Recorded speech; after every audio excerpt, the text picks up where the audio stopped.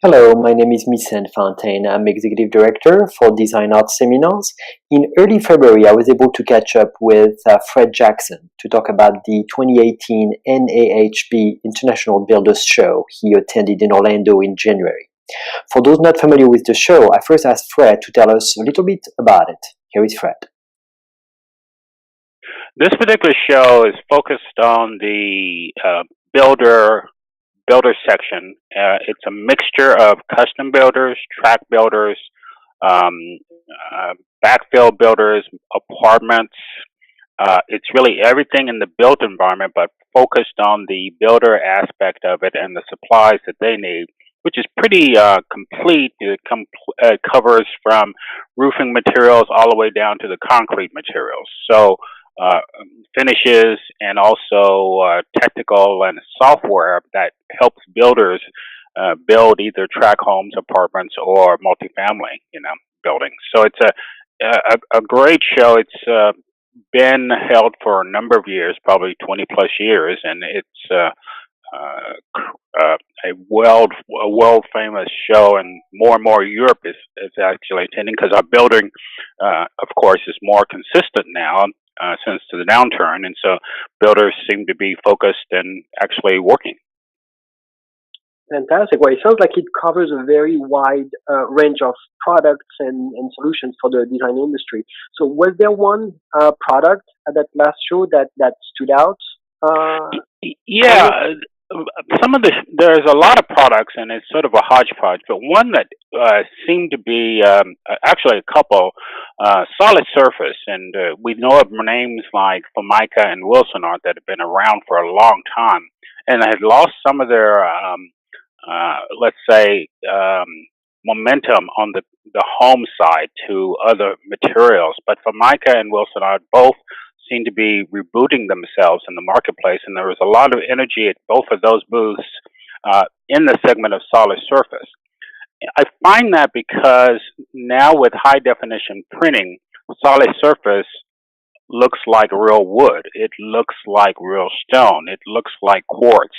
So there's a design aspect that uh, people were looking for in materials, natural materials. But now with the new technologies we're having, Formica has been able to come up with not only a branding on its writable surfaces, which does very well commercially, but now it really looks good. One of the products that kind of caught my eye, since I like leathers and things like that as far as materials, is they have a new veneer, thin veneer that wraps doors and wraps windows and casing and pieces of countertops. And it's very thin, natural leather.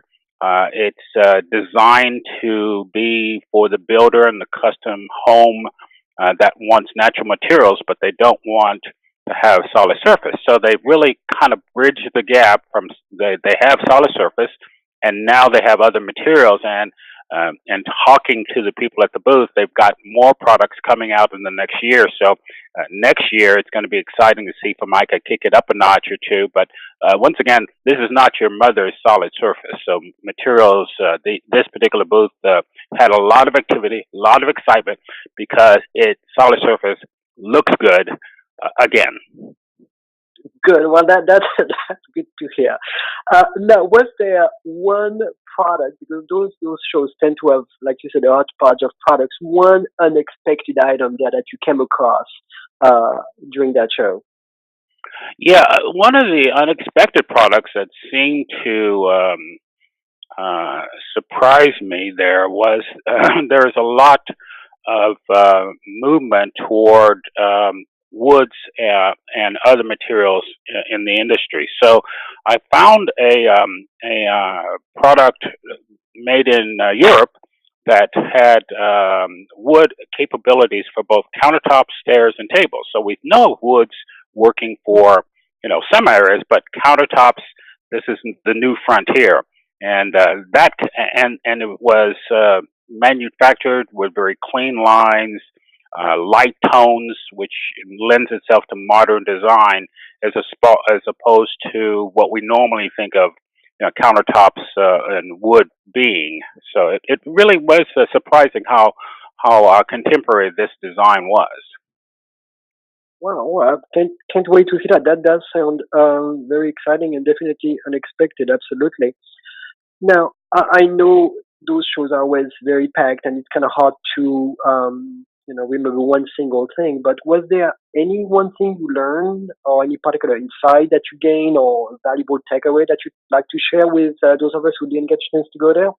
Well, those of us in the built environment have seen the oxygen sucked out of the industry for a number of years, but for the third year in a row, the energy at the show seems to be gaining momentum, and it seemed like the builders had positive energy.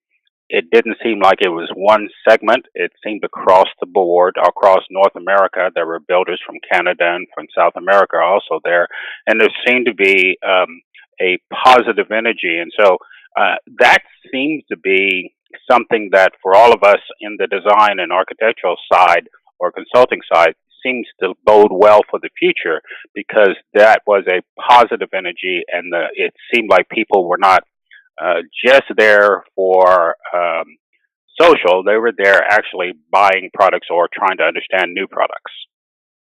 Well, that's fantastic. It's always nice to hear that the industry is regaining strength. So that's definitely a great thing to hear. Now, I've never been to this show. Let's say a first timer wants to attend. Any particular piece of advice, anything they should keep in mind if they wanted to go for the first time?